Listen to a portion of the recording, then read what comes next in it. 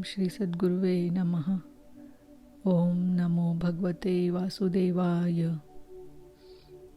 अथेकादशोऽध्यायः। द्वारका में श्री कृष्ण का राजोचित स्वागत।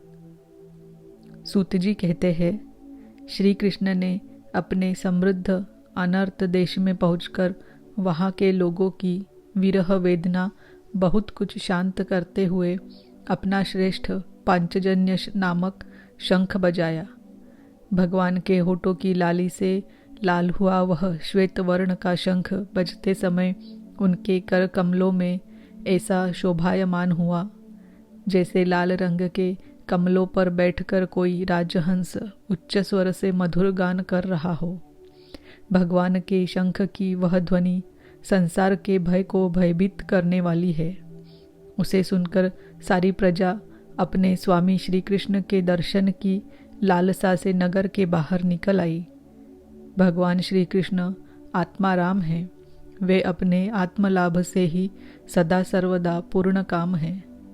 फिर भी जैसे लोग बड़े आदर से भगवान सूर्य को भी दीपदान करते हैं, वैसे ही अनेक प्रकार की भेंटों से प्रजा ने श्री कृष्ण का स्वागत किया। सबके मुख कमल प्रेम से खिल उठे।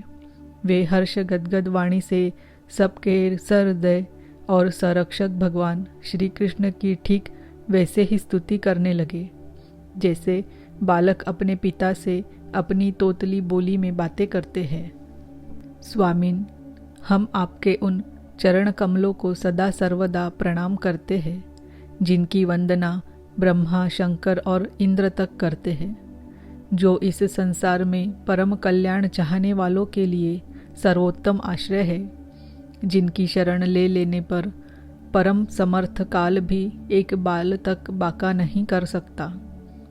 विश्वभावन, आप ही हमारे माता, सहृदय, स्वामी और पिता है। आप ही हमारे सद्गुरु और परम आराध्य देव है। आपके चरणों की सेवा से हम कृतार्थ हो रहे हैं। आप ही हमारा कल्याण करें।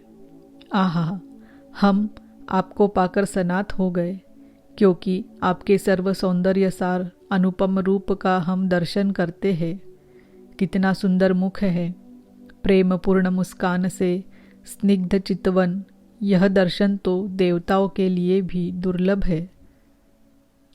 कमल नयन श्री कृष्ण, जब आप अपने बंधु बांधवों से मिलने के लिए हस्तिनापुर अथवा मथुरा ब्रजमंडल चले जाते हैं, तब आपके बिना हमारा एक एक क्षण कोटि कोटि वर्षों के समान लंबा हो जाता है। आपके बिना हमारी दशा वैसे ही हो जाती है जैसे सूर्य के बिना आँखों की। भक्तवत्सल भगवान श्री कृष्ण प्रजा के मुख से ऐसे वचन सुनते हुए और अपनी कृपामयी दृष्टि से उन पर अनुग्रह की वृष्टि करते हुए द्वारका में प्रविष्ट हुए।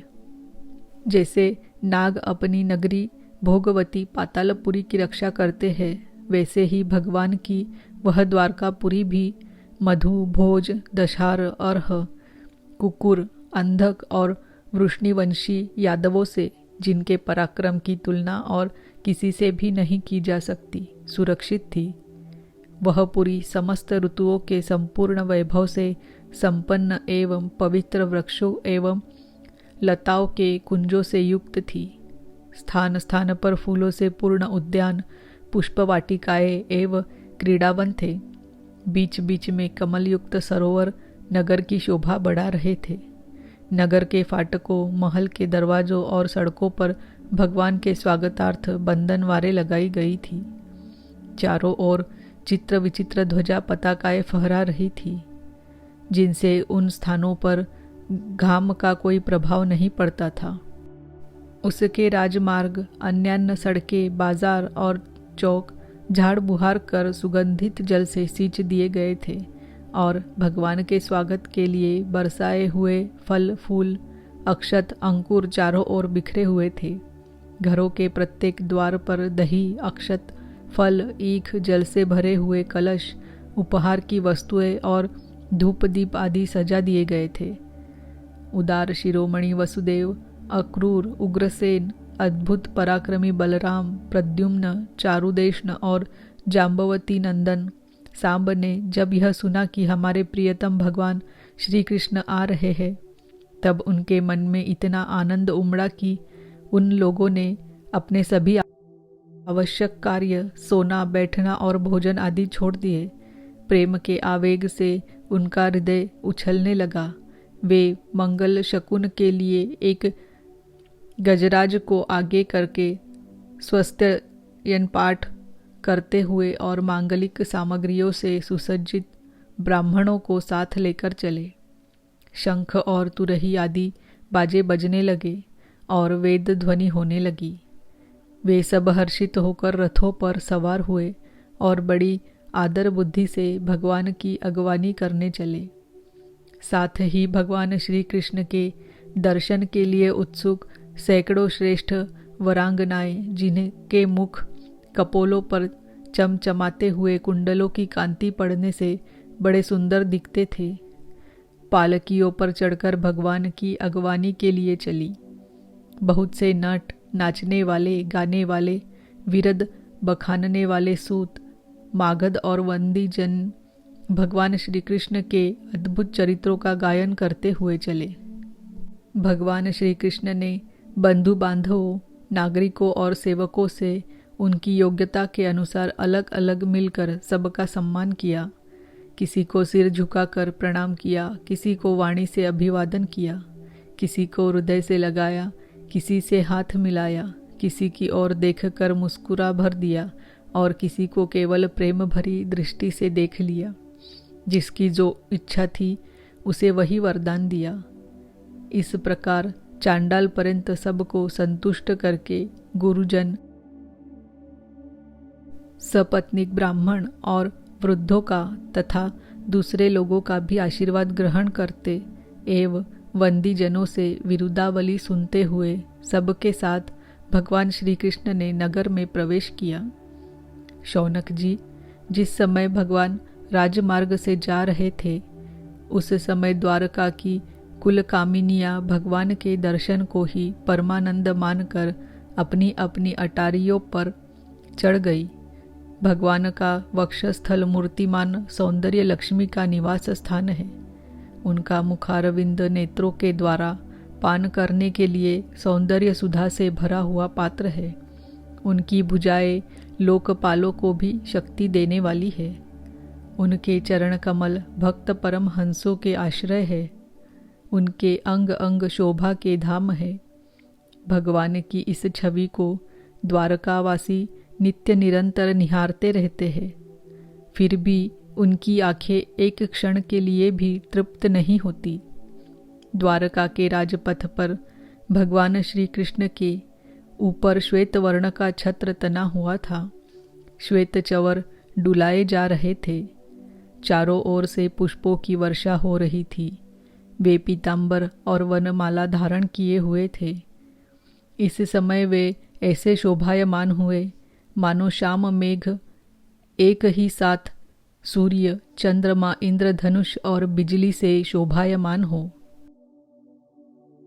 भगवान सबसे पहले अपने माता पिता के महल में गए। वहां उन्होंने बड़े आनंद से देवकी आदि सातों माताओं को चरणों पर सिर रखकर प्रणाम किया और माताओं ने उन्हें अपने हृदय से लगाकर गोद में बैठा लिया। स्नेह के कारण उनके स्तनों से दूध की धारा बहने लगी।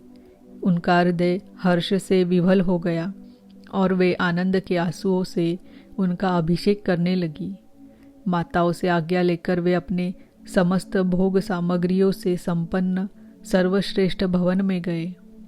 उसमें 16,000 पत्नियों के अलग अलग महल थे।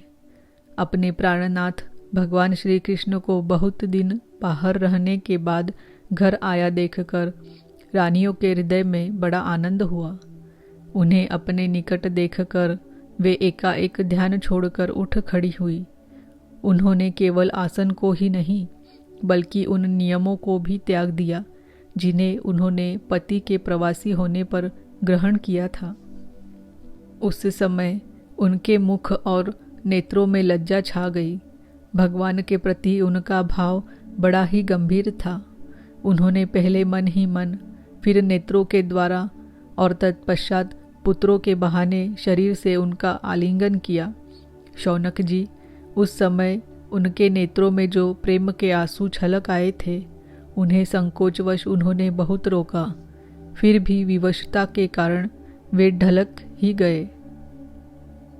यद्यपि भगवान श्री कृष्ण एकांत में सर्वदा ही उनके पास रहते थे, तथापि उनके चरण कमल उन्हें पद पद पर नए नए जान पड़ते।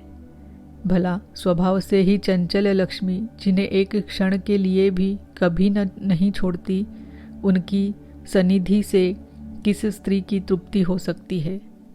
जैसे वायु बांसों के संघर्ष से दावानल पैदा करके उन्हें जला देता है, वैसे ही पृथ्वी के भारभूत और शक्तिशाली राजाओं में परस्पर फूट डालकर बिना शस्त्र ग्रहण किए ही भगवान श्री कृष्ण ने उन्हें कई अक्षौहिणी सेना सहित एक दूसरे से मरवा डाला और उसके बाद आप भी उपराम हो गए।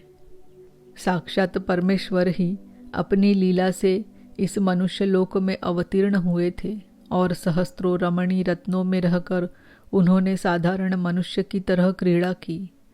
जिनकी निर्मल और मधुर हंसी उनके हृदय के उन्मुक्त भावों को सूचित करने वाली थी, जिनकी लजीली चितवन की चोट से बेसुध होकर विश्व विजयी कामदेव ने भी अपने धनुष का परित्याग कर दिया था, वे कमनीय कामनिया अपने काम विलासों से जिनके मन में तनिक भी क्षोभ नहीं पैदा कर सकी, उन असंग भगवान श्री कृष्ण को संसार के लोग अपने ही समान कर्म करते देखकर आसक्त मनुष्य समझते हैं।